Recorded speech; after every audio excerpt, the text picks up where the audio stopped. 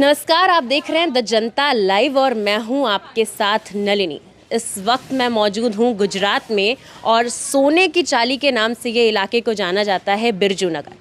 खास बात क्या है ये हम आपको बताएंगे। उससे पहले हम आपको बता दें कि आज एक बेहद अलग और संवेदनाशील कहानी हम आप कर लेके आए हैं। वो कहानी एक ऐसे इंसान की है जिसे लगभग देश ही नहीं पूरा विदेश जानता है। दौरा कराएंगे उसके घर का, जानेंगे उससे कि साल 2002 में क्या हुआ था। वो साल जब गुजरात में दंगे हुए थे। गोधरा कांड के बाद से ही गुजरात जल उठा था। गुजरात में ऐसी तस्वीरें वायरल हुई जिसके बाद लोग डरे और सहमे हुए थे। वो गोधरा कांड जिसे आज तक लोग एक भयानक रूप में ध्यान रखते हैं। आगे की ओर लेके चलते हैं आपको और उस शख्स से मिलाएंगे। उससे पहले आपको ये बताएंगे कि किस तरह गुजरात के 2002 के दंगे लोगों के मन में भय का डर कर गए। ये घर है उस शख्स का।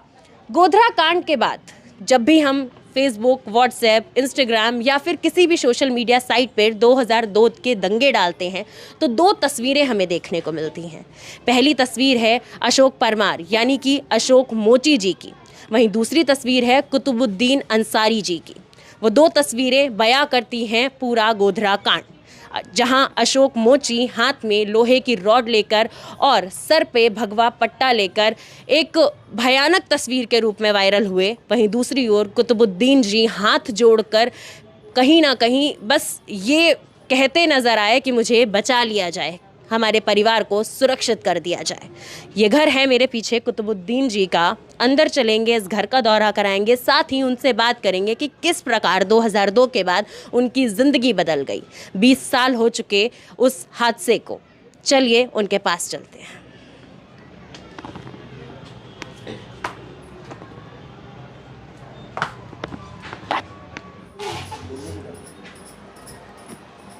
नमस्ते सर, बैठे।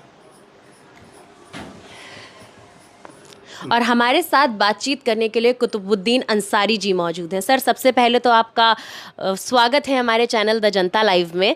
और देखते आ रहे हैं आपकी कहानी अलग अलग प्लेटफॉर्म्स पे। साल 2002, उसके बाद आपकी ज़िंदगी कैसे बदल गई, और वो जो तस्वीर थी जिसमें आप हाथ जोड़कर खड़े नज़र आए थे और बस दिख रहा था कि किसी भी तरीके से जान बचाने की गुहार लगा रहे थे, उस हादसे के बारे में जो आपने अपनी आंखों से देखा, हमारे दर्शकों को बताइए। वो एक सच्ची घटना थी और दुनिया ने उसे देखा और गलत को गलत भी कहा दुनिया ने। और दुख की बात यह है कि वो हमारे गुजरात जैसे शहर में घटना घटी, वो उसका हमें ज़िंदगी भर दुख रहेगा। लेकिन आज गुजरात वापस अपनी रिकवरी में है और वापस भाईचारा हमारे गुजरात के अंदर बना हुआ है।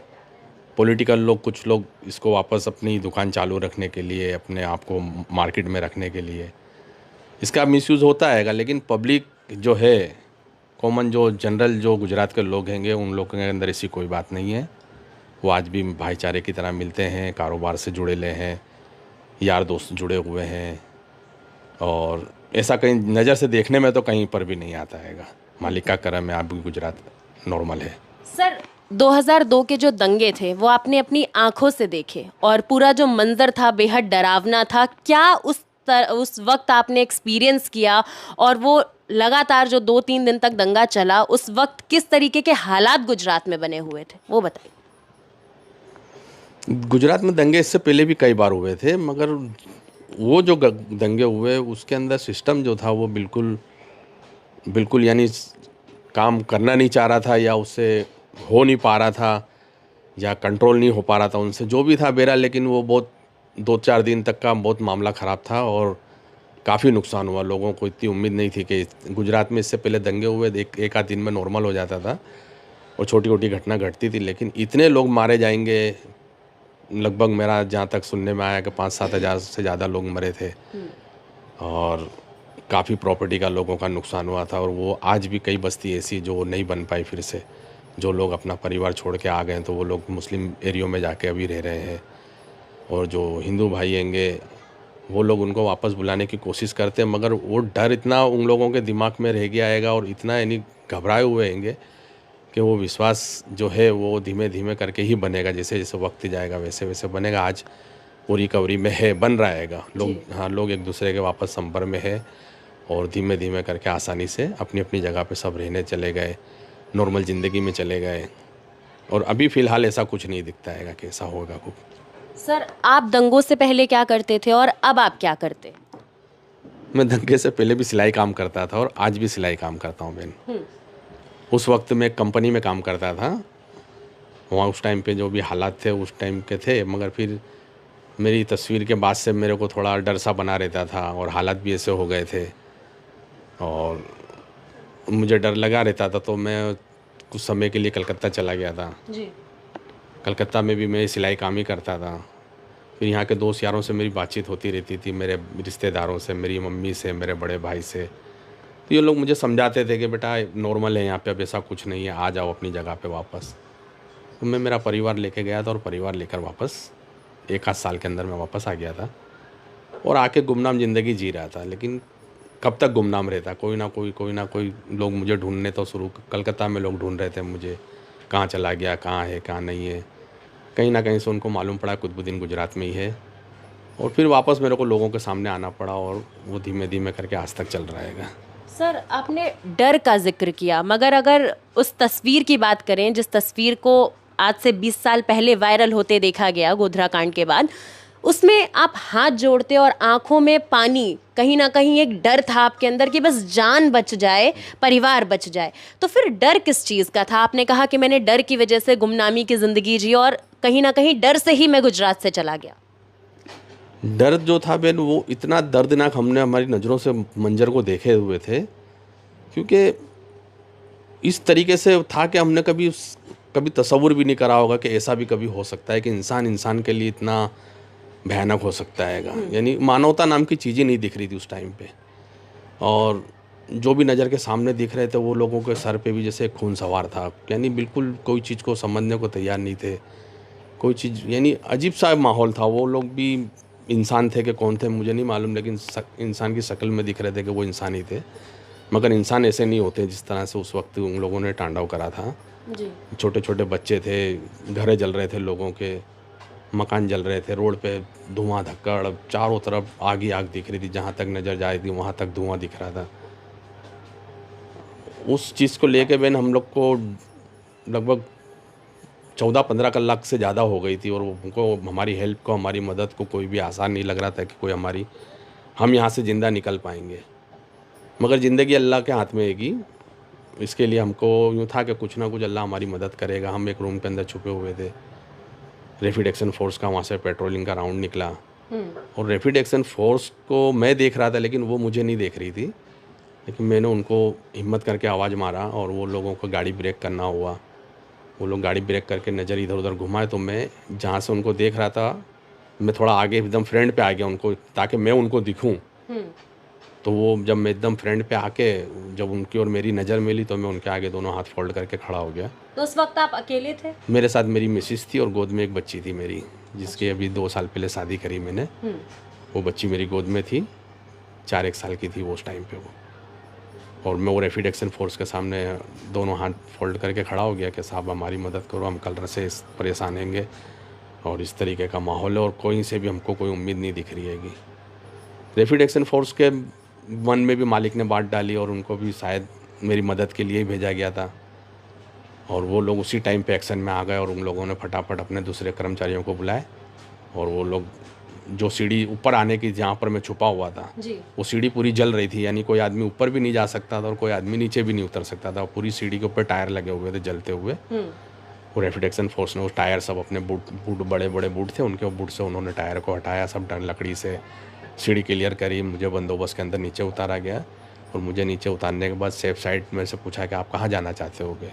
तो पीछे मैं जहाँ पे था वो एकदम बॉर्डर था। अच्छा। और पीछे मुस्लिम बस्ती थी थोड़ी, लेकिन मुझे वो वहाँ से निकल के उतनी दूर जाना ही मेरे लिए एक रिस्क था। आप यहीं रहते थे सर? नहीं, ये मेरा जो दूसरा मकान है वो मेरे पिताजी का मकान था जब मैं वहाँ रहता था।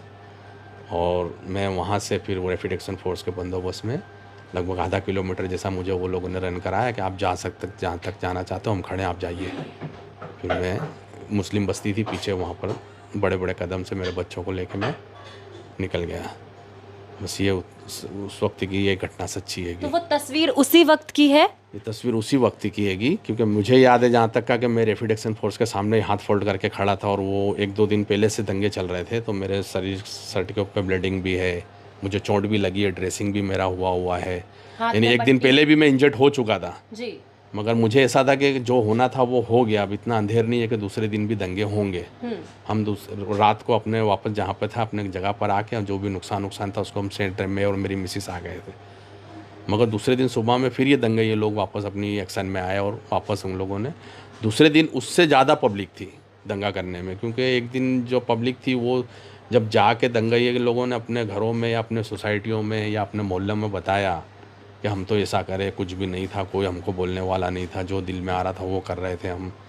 तो वो स्टोरी सुनने के बाद शायद और भी पब्लिक जुड़ गई थी, जो पहले राउंड में नहीं थी, दूसरे राउंड में उससे ज़्यादा पब्लिक बाकी लोगों को भी हौसला हाँ यूँ हुआ कि भाई चलो ये तो हो क्या है, कुछ भी तो हुआ नहीं यार, अपने भी अब की दाम चलेंगे। तो दूसरे दिन तो पब्लिक का रस और भी ज़्यादा था। सर, जब रैपिड एक्शन फोर्स आपको बचाने आई तो आपने कहा कि आप सीढ़ियों से ऊपर वाले मंजिल पे थे, तो आसपास के इलाके में भी और लोग मौजूद थे या सिर्फ आपका ही परिवार था? नहीं, मेरा जो जहाँ पे जो मैं जिस जगह की बात कर रहा हूँ वो नीचे सब दुकानें थी जी। और ऊपर रेसिडेंस का एक मकान था और वो एकदम फ्रंट पे था, यानी बस्ती के बिल्कुल जैसे ही बस्ती शुरू होती है ना, बिल्कुल रोड वाला जो मकान था वो मेरे मकान के सामने बिल्कुल रोड था, हाईवे था और वो हाईवे से गाड़ी जा रही थी और पीछे पूरी बस्ती थी, मगर वो बस्ती भी पूरी खाली हो चुकी थी, यानी जल चुकी थी, सब खाली हो चुकी थी। ये 1 दिन पहले पूरी बस्ती जल चुकी थी, मगर हम लोग बस्ती छोड़ के चले गए थे 1 दिन पहले, पर शाम होते रात होते ऐसा हुआ कि जो होना था वो हो चुका है 28 तारीख को, अब नहीं होगा। अब धीमे धीमे अपने अपनी जगह पे चले, क्या है क्या नहीं सब देखें, सामान क्या बचा है क्या नहीं बचा। तो हम रात में वापस आ गए 28 तारीख की रात में, और ये 1 तारीख के दिन सुबह में फिर दंगे ये लोग आ गए, तो मैं फंस गया उसमें। मैं एक फिर तो घर छोड़ दिया था, लेकिन मैं रात को वापस आ गया था। दूसरे दिन सुबह में फिर मैं यानी निकलने से पहले दंगैये लोग आ गए, तो मैं निकलना, दंगैयों को तो था ही नहीं कि ऊपर कोई है, उनको तो दिमाग में ऐसा था कि पूरी बस्ती खाली हो गई। हाँ, अगर उनको ज़रा भी इल्म होता कि ऊपर कोई है तो वो शायद जलाते बाद में, यानी मेरे को मार देते पहले, यानी पर उनके दिमाग में ऐसा था भी नहीं, और मैं भी छुपा हुआ था, अपने आप का शो ही नहीं करा था कि मैं ऊपर हूँ। तो वो लोगों ने सब जो जो जलाने का था वो सब जला रहे थे। नीचे बाइक का शोरूम था और ऊपर रेसिडेंस था मेरा। साल 2002 से लेके साल 2022 में अब हम बैठे हुए हैं, मैं आपसे बात कर रही हूँ, लगभग 20 साल गुजर चुके हैं इस घटना को, लेकिन 28 फरवरी जब जब आती है तो आपके दिमाग में कोई डर होता है? नहीं बहन, ऐसा कुछ नहीं हैगा। 27 तारीख को जो गोधरा का बनाव बना उसके अंदर भी हमको दुख की बात हैगी कि इतनी बड़ी घटना गोधरा जैसे शहर में बनी और उसमें भी निर्दोष लोग मारे गए। क्या सच था क्या गलत था हम उस पर नहीं जाते, लेकिन जान तो उसमें भी गई, लोग उसमें भी मरे बहन। उसमें भी जिनके लोग के घर के लोग मरे हैं वो लोगों के घर को आज भी लोग याद करते होंगे। किसी का बाप था, किसी का भाई था, किसी की माँ थी, किसी का बहन थी। जिनके घर के लोग मरते हैं बहन, चाहे वो हिंदू हो, चाहे मुस्लिम हो, चाहे वो कोई भी धर्म से लफान हो, लेकिन घर का जो इंसान मरता है तो उसके घर वालों ही वो चीज़ को फील कर सकते हैं कि क्या गया हमारा। 20 साल गुजर गए हैं जी, लेकिन आज भी जब आप बात कर रहे हैं उस हादसे के बारे में, तो जो आपके आंखों में आंसू उस तस्वीर में थे, आज भी वही आंसू भर आते हैं। नहीं बहन, वो बात करते हैं तो सारी चीज़ें नज़र के सामने आ जाती हैं, और ये 20 साल के अंदर इतना सफ़र कर चुके हैं कि वो चीज़ हर 6 महीने 2 महीने 4 महीने में कोई ना कोई के जरिए बात आती है बाज़ार में, क्योंकि पूरी सियासत ही देश की उस वक्त उसके बाद से बदला गई है। चाहे उसको मार्केट में यानी कोई स्टेट से बोले कि नहीं बोले, लेकिन पूरी हिंदुस्तान की सियासत जो है, भारत देश की सियासत है, वो गुजरात से दम लग के ही चलती हैगी। चाहे गुजरात की अच्छाई हो तो भी लोग गुजरात मॉडल बोलते हैं जी। चाहे गुजरात की बुराई हो तो उसको भी लोग कहीं ना कहीं अपने प्लस माइनस के अंदर देखते हैं। तो गुजरात 2002 से पहले एक सामान्य गुजरात, अहमदाबाद गुजरात हिंदुस्तान का एक छोटा सा राज्य कहलाता था, लेकिन 2002 के बाद से गुजरात एक टॉप लेवल का राज्य कहलाने लगा है। नहीं, अच्छाई बुराई सब लोग उसकी नोट करते हैं कि अच्छाइयाँ क्या है गुजरात में और बुराइयाँ क्या है गुजरात में, ये सारी चीज़ें लोग नोट करते हैं और अपनी लाइफ को उसके ऊपर फोकस करके आगे सफ़र करते हैं। सर, सियासत का जिक्र किया आपने, प्रधानमंत्री देश के गुजरात से आते हैं, गृह मंत्री गुजरात से आते हैं और अब चुनाव होने वाले हैं। क्या लगता है इस बार चुनाव में कौन सी जो सत्ता है, सत्ता पलट सकती है, क्योंकि भाजपा 27 साल से लगातार गुजरात में आ रही है? हमको तो फिर सत्ता से अब कोई इतना इंटरेस्ट नहीं है, क्योंकि इतना वक्त गुजर चुका है कि भाजपा हो कि कोई और आएगी कभी। उम्मीद रखते हैं कि उम्मीद पे दुनिया कायम है। अगर कोई आ जाती है तो देखेंगे उसके अंदर कितनी क्वालिटी है, क्या कर सकती है। लेकिन ओवैसी जी बहुत उभर कर आ रहे हैं और कह रहे हैं कि अगर वो आएंगे तो कहीं ना कहीं मुसलमानों के लिए एक मसीहे जैसे साबित ऐसा होंगे। कुछ नहीं हैगा, ऐसा कुछ नहीं हैगा। ओवैसी साहब हों कि तोगड़िया साहब हों कि अमित जी साहब हों, ये सब अपनी अपनी दुकान चलाते हैं। लेकिन जो जनरल जो लोग हैंगे उन लोगों को महंगवाड़ी बहुत हैगी बहन। गैस का बाटला आप देखो आज की तारीख में 1200 रुपये का आता हैगा। मैं गैस वालों को जो पेमेंट करता हूँ तो 1 सेकंड के लिए मेरा मन अंदर से दुखने लगता हैगा। लाइट का बिल देखो बहन आप, अभी हाल ही आपके आने के 10 मिनट पहले आया 4000 5000 लाइट का बिल आता है। लोग कहीं ना कहीं कारोबार अपनी ज़रूरतें, लोग अपने शौक़ कम करके अपनी ज़रूरतें पूरी कर रहे हैं। लोग शौक़ अपने कम कर दिए। पहले हफ्ते में एक बार घूमने फिरने जाते थे तो 15 दिन में जाते हैं, कई लोग महीने में जाते हैं, कई लोग जाना छोड़ दिए, क्योंकि परिवार तो चलाना ज़रूरी है ना बहन। सर ऐसी भी खबर है कि एक बार प्रधानमंत्री मोदी जी ने आपको इनवाइट दिया था मगर आपने जाने से इनकार कर दिया था। वो सद्भावना हमारे हाँ 2014 के अंदर शायद एक अहमदाबाद में एक प्रोग्राम हुआ था सद्भावना का जी।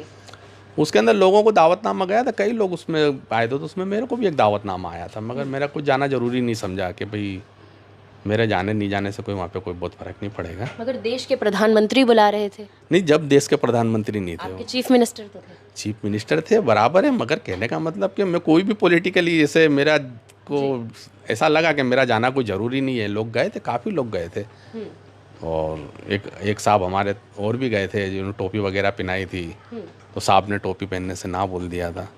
तो उसमें मुझे ऐसा लगा कि अच्छा हुआ मैं नहीं गया, नहीं तो शायद और भी कुछ हो सकता था। सर 20 साल बाद इस घटना के मैं आपसे बातचीत कर रही हूँ और अब ऐसा कहना है पॉलिटिकल लोगों का कि 2025 तक इस देश को हिंदू राष्ट्र बनाएंगे। क्या कहना है आपका इस बारे में? नहीं बहन, ऐसा कुछ नहीं होने वाला है, और लोग भले कुछ भी कहें, लेकिन ऐसा भारत देश के अंदर ऐसा इम्पॉसिबल है, कहीं से कहीं तक जगह नहीं है इसकी।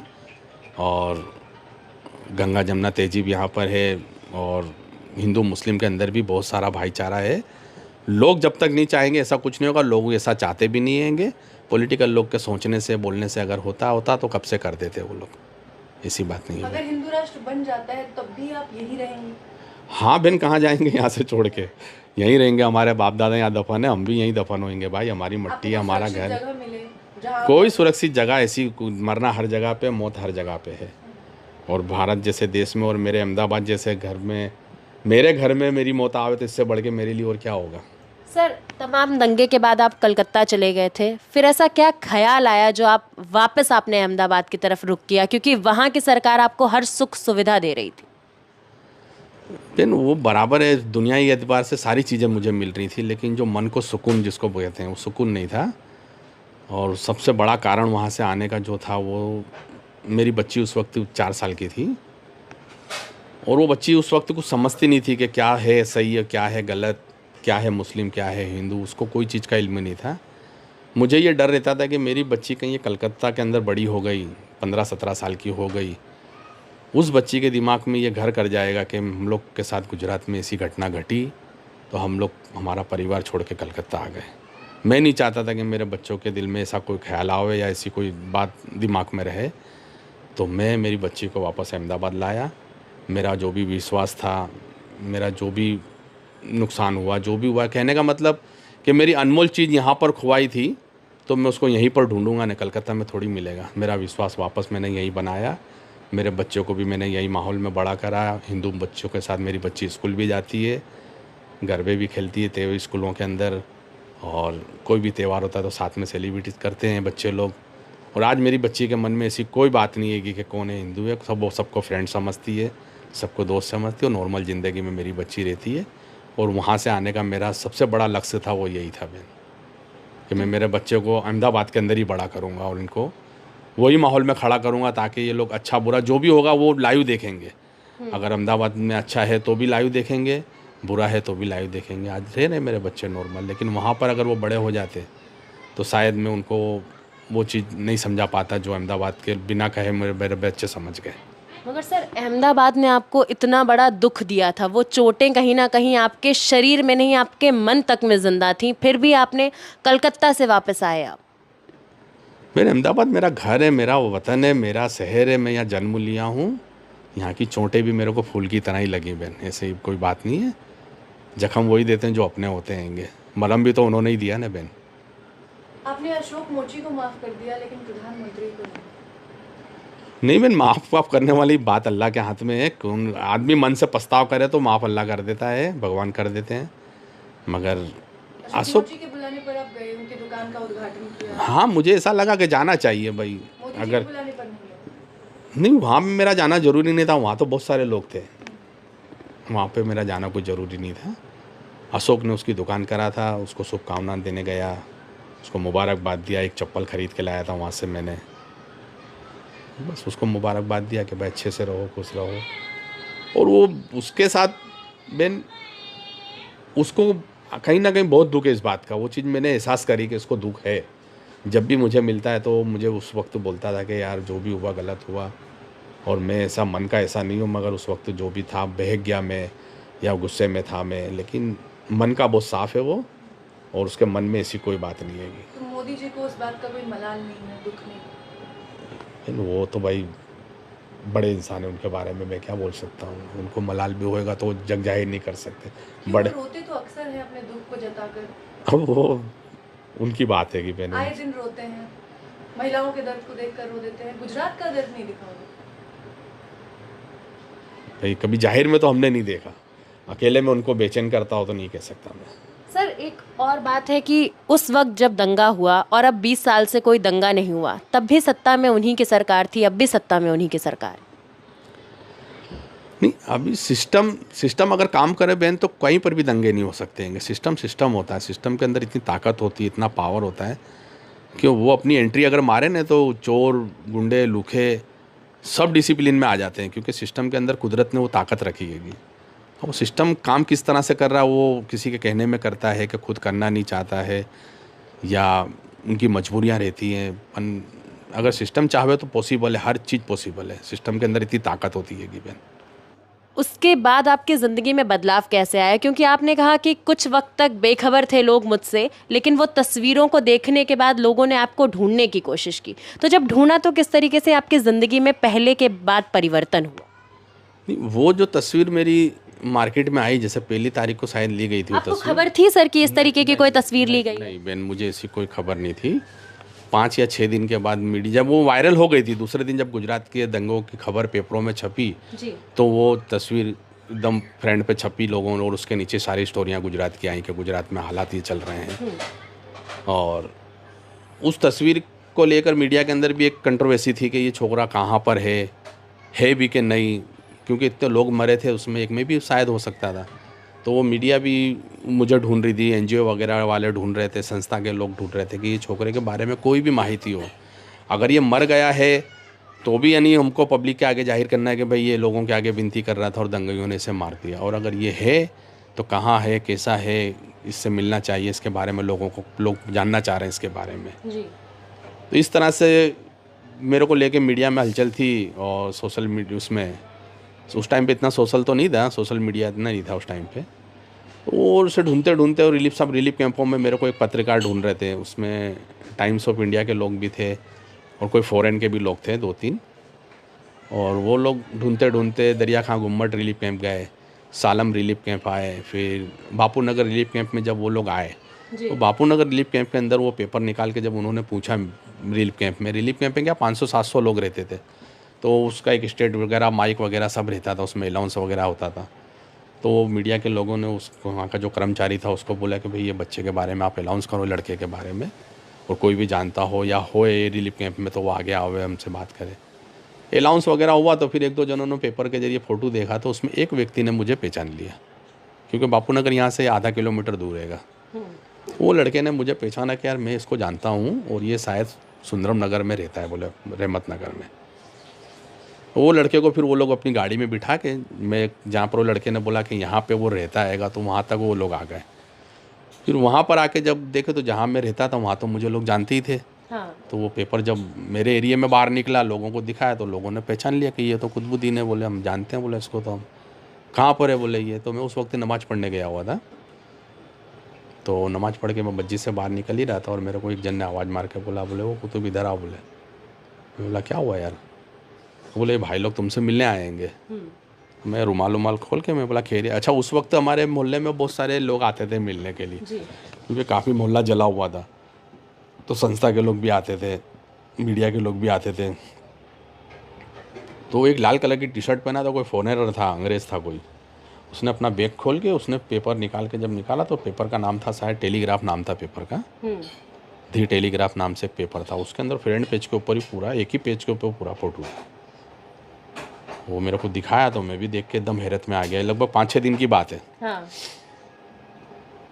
मैं घबरा गया एकदम से। मैं बोला यार ये क्या मुसीबत आई अब कि तस्वीर क्यों छपी? हाँ, ये यानी मैं तो सब जैसे दंगे के अंदर जो नॉर्मल होने लगते हैं ऐसे हाल, वो पीरियड में चला गया था। लेकिन अब वो तस्वीर से फिर मेरे को एकदम से यूँ हो गया कि यार मैं एकदम से फ्रंट पेज पे हूँ, अखबार के अंदर हूँ और ये क्या हो रहा है। तो फिर वो मीडिया वाले से, तो वो अंग्रेजी हिंदी नहीं जानता था। एक हमारे दोस्त क्या हमारे साथ में एक जन खड़े थे, वो हिंदी जानते थे, इंग्लिश और अंग्रेजी, हिंदी और अंग्रेजी दोनों जानते थे। तो वो अंग्रेज से बातचीत करे उन्होंने। फिर उन्होंने ये खाली मेरे को इतना समझाया कि कुतुबुद्दीन ये भाई ये तुमसे ये जानना चाह रहे हैं कि यानी तुम ये हालात के अंदर से वापस कैसे निकले। तो फिर जो सच्चाई थी मैंने सब बताया, जो अभी आपको बताया उस तरीके की उस टाइम पे बताया मैंने जी। फिर मेरी वो तस्वीर एक और कैमरा निकाल के लेंस वेंस लगा के मेरी तस्वीर मांगने लगा। तो मैंने उसको 1-2 फिर तो मना करा। फिर उन्होंने समझाया कि मेरे को बोला कि देखो आपके बारे में इस तरह का दुनिया के अंदर एक मैसेज हैगा कि ये तस्वीर आपकी छिल्ली है कि इसके बाद आप मालूम नहीं, आपके बारे में कोई स्टोरी नहीं है, कोई समाचार नहीं है, कोई खबर नहीं है। तो आप हमको ऐसी तस्वीर एक दे दो ताकि हम ये लोगों के आगे शो कर दे कि भाई ये छोकरा यहाँ पर है, ये कैंप में है और नॉर्मल है, अभी धीमे धीमे रूटीन ज़िंदगी में अपना जा रहा है, खैरियत से है। मुझे भी ऐसा लगा कि मालिक ने मुझे ज़िंदगी दी है, मैं क्यों उसका नाशुक्राना अदा करूँ। मैंने बोला ठीक है यार।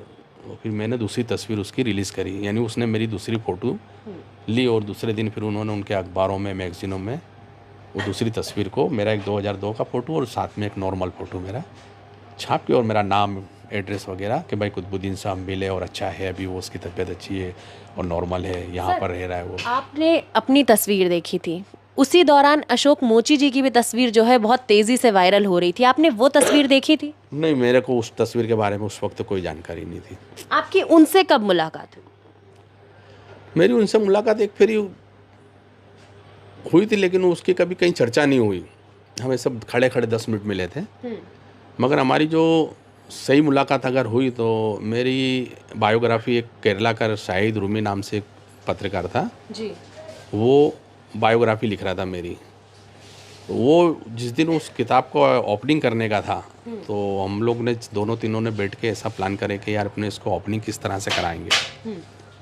तो पहले तो यूँ हुआ कि कुतुबुद्दीन के हाथ से कराएंगे, और मेरे को ऐसा हुआ कि नहीं यार, मैं एक ऐसा यानी अशोक परमार को लेके काम होवे कि ताकि एक हिंदू भाइयों में भी, भाईचारों में भी, मुस्लिम भाइयों में भी, सब में एक मैसेज जावे कि भाई हम सामान्य लोग हैं, हमारे को ये सब दंगे फसाद से इससे कोई मतलब नहीं है। हमारे मन में आज भी किसी के लिए कोई भेदभाव नहीं है, हम नॉर्मल थे, नॉर्मल है और नॉर्मल ही रहेंगे। सर, जब आपने ये डिसीजन लिया कि आपको उस बुक का इनॉग्रेशन अशोक जी के हाथों करवाना है, तब तक आपने वो तस्वीर देखी थी अशोक जी की? देख ली थी, हम मिल भी लिए थे एक बार, लेकिन वो चीज़ कहीं जाहिर नहीं हुई थी। तो फिर आपके दिमाग में ये ख्याल नहीं था कि ये तो उस वक्त दंगे के टाइम पे हाथ में रॉड लेके थे और कहीं ना कहीं हमें डर है, क्योंकि उस तस्वीर को देख के ऐसा लग रहा था कि वो भी दंगाइयों में शामिल है। मुझे मालूम था उसके बारे में, सब कुछ था, लेकिन अशोक जहाँ पे रहता है ना, वो शाहपुर नाम का एक विस्तार रहेगा और चारों तरफ मुस्लिम रहते हैं, वहाँ पे मेरे काफ़ी दोस्त रहते हैं। वो लोगों से मैंने उसके बारे में थोड़ी जानकारी लिया कि यार ये दंगा ये में थी, तो वो उन लोग भी बोले कि यार ये थोड़ा तेज़ दिमाग का है, गुस्से का है, बोले ऐसा कुछ है नहीं, बोले ऐसा इसके अंदर।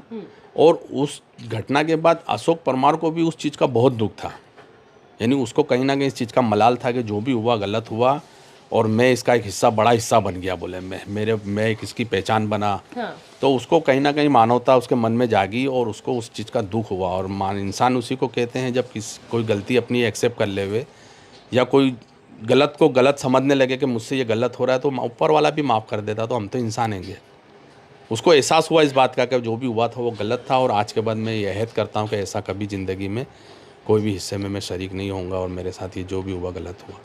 उसको एहसास था इस बात का, और मैं बदले में उससे, मैं तो कुछ नहीं कर सकता था बदले में, उससे दोस्ती कर सकता था, और तो क्या कर सकता था। अगर मैं उसके साथ बदले की भावना रखता तो फिर उसमें और मेरे में फ़र्क ही क्या रह जाता।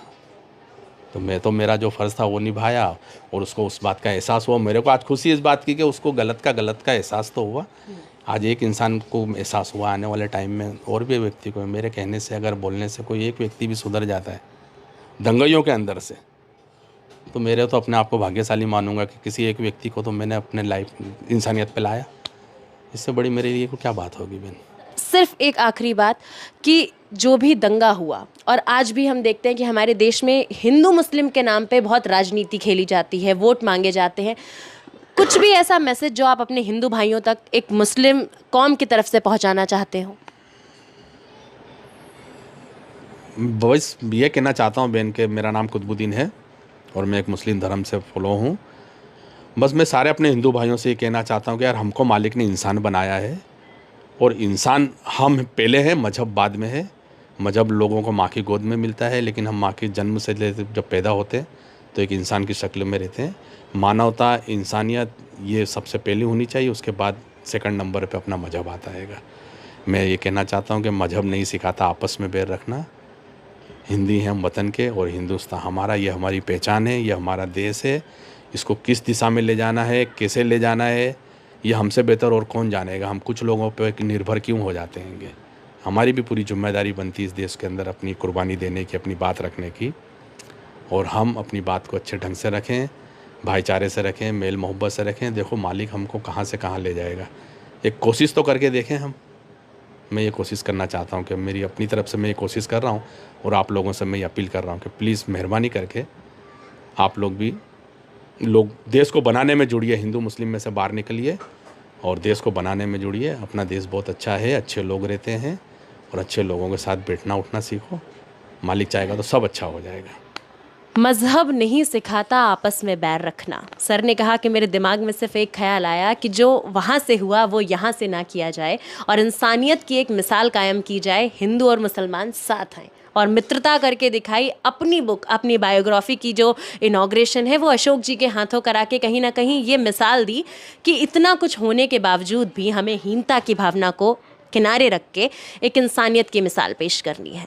2002 में जो दंगे हुए जिनसे गुजरात दहला, आज उसके बारे में हमने व्याख्यान सुना खुद उस इंसान के मुंह से जिस पर वो आप बीती। तब से लेके अब तक 20 साल के सफ़र में भी आज भी जब कुतुबुद्दीन जी ने उस दंगे के बारे में बात की तो उनकी आंखों में वही नमी और वही दर्द दिखाई दिया जो शायद 20 साल पहले उन पर आप बीती थी। तो इसी तरीके की रिपोर्ट्स हम आपके लिए लेकर आते रहेंगे। फिलहाल के लिए इस वीडियो में बस इतना ही। देखते रहिए द जनता लाइव। धन्यवाद।